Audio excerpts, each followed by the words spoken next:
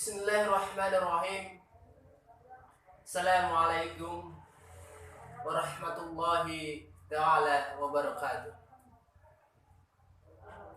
Innal hamdalillah nahmaduhu wa nasta'inuhu wa nastaghfiruhu wa na'udzu billahi min sururi wa anfusina wa min sayyiati a'malina.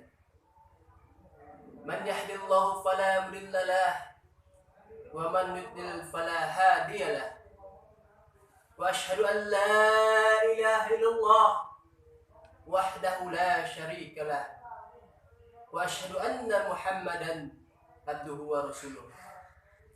Wa nusalli sallimu ala hadan nabil karim wa ala alihi wa ashabihi wa man tabi'atuhu ila yaumiddin. Amma ba'du. Hadirin jamaah yang insyaallah dirahmati Allah Subhanahu wa taala. Pertama-tama marilah kita panjatkan puji dan syukur kita kepada Allah Subhanahu wa taala yang senantiasa masih memberikan kita iman dan takwa sebagai bekal hidup kita.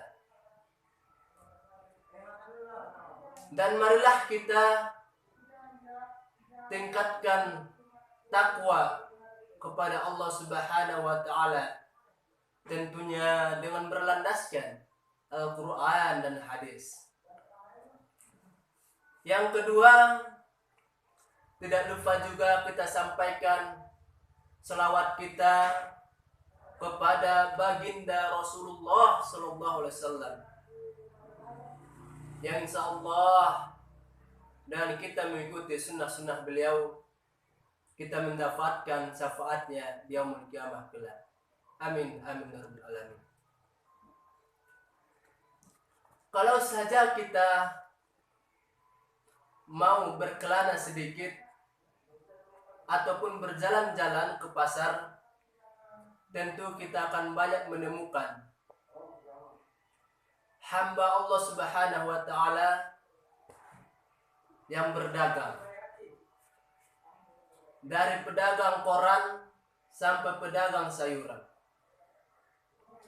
Dari pedagang rompengan hingga sampai pedagang intan. Seakan-akan berlomba-lomba mendapatkan rezeki dari Allah Subhanahu wa taala. Syekh Abu Laits As-Samarqandi pernah berpesan dalam kitabnya yang berbunyi, man arada an yakuna kasbuhu thayyiban fa alaihi an yahfazu khamsa asya'a. Yang artinya, barang siapa yang ingin agar pencariannya, kata Syekh, menghasilkan sesuatu yang baik, bersih dan suci, maka wajib baginya berhati-hati dalam 5 perkara. Lalu apa saja yang 5 perkara yang dimaksud? Yang pertama, an la yu'akhiru syai'an min faradillahi ta'ala li ajli al-kasbi wa la yudkhilan naqsa fiha. Yang artinya, janganlah menunda kewajiban-kewajiban terhadap Allah Subhanahu wa taala hanya karena usaha duniawi. Apalagi meninggalkan kewajiban itu. Tentu dari yang pertama saja kita sudah tahu bahwasanya perintah Allah Subhanahu wa taala mutlak tidak bisa ditinggalkan. Dan perintah Allah Subhanahu wa taala sudah seharusnya kita penuhi, kita jalankan, karena kita adalah hamba, khalifah dari Allah Subhanahu wa taala. Sesibuk apapun saudara semuanya, sesibuk apapun teman-teman semuanya, mempunyai usaha, mempunyai perusahaan, mempunyai jualan, warung, jasa. Tapi kalau Allah sudah memanggil, apa yang bisa kita lakukan? Dan apa yang kita bawa untuk menghadap Allah Subhanahu wa taala kalau tidak amal yang soleh? Dalam surah Al-Jum'ah, surah Al-Jum'ah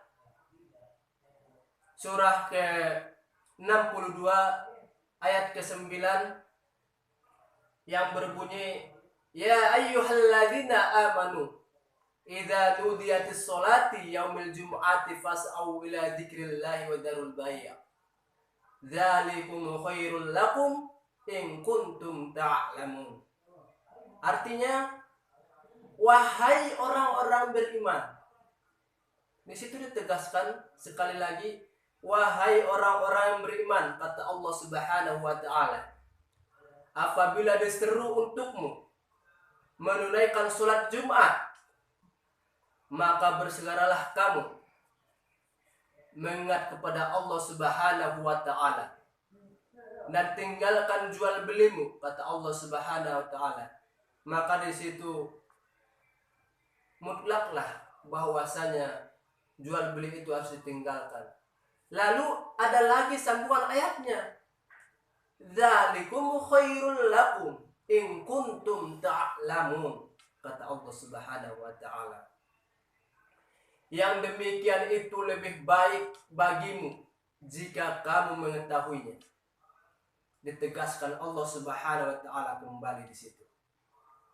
Maka saudara semuanya yang seiman, marilah kita memperbaiki cara kita, etika kita kepada Allah Subhanahu wa taala dan juga kepada hambanya, kepada sesama manusia. Banyak orang yang pintar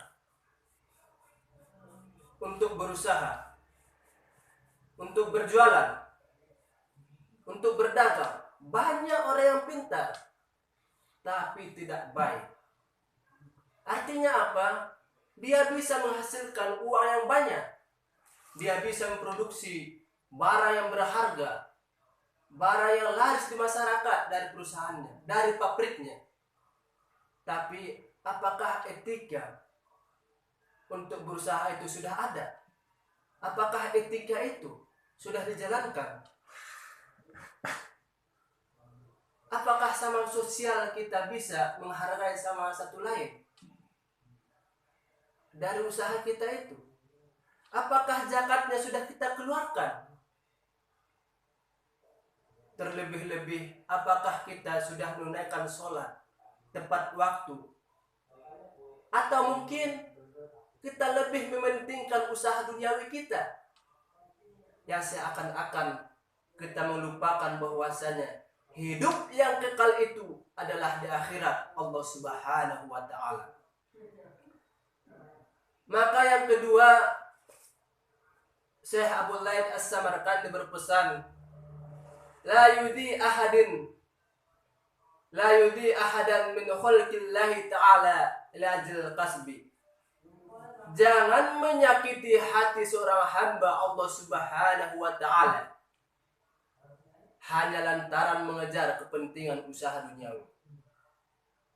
Di situ sudah jelas bahwasanya para jamaah yang dirahmati Allah Subhanahu wa taala, kita mendapatkan harta, kita berusaha, kita mempunyai pabrik, kita mempunyai jasa, kita berjualan, kita berwarung untuk mendapatkan hasil yang memuaskan. Jangan sekali-kali kita harus menyakiti hati seorang hamba. Jangan kita menyakitinya sampai-sampai air matanya menetes pulang dari perusahaan kita, pulang dari warung kita, pulang dari pasar. Karena apa? Karena mungkin ada yang terselip dalam hatinya perkataan kita yang tidak mengenakan. Oleh karena itu, para hadirin yang insyaallah yang dirahmati Allah Subhanahu wa taala, memang untuk menjadi kaya itu ada 4 tipsnya. Yang pertama, berdagang. Kalau ada persenan 10 dari 9 tersebut adalah berdagang. Dan yang kedua adalah berternak, baik itu sapi, domba, dan juga kambing. Dan yang ketiga adalah menikah dengan orang yang kaya. Itu juga disebutkan dalam riwayat. Dan juga Rasulullah SAW menjalankan tersebut.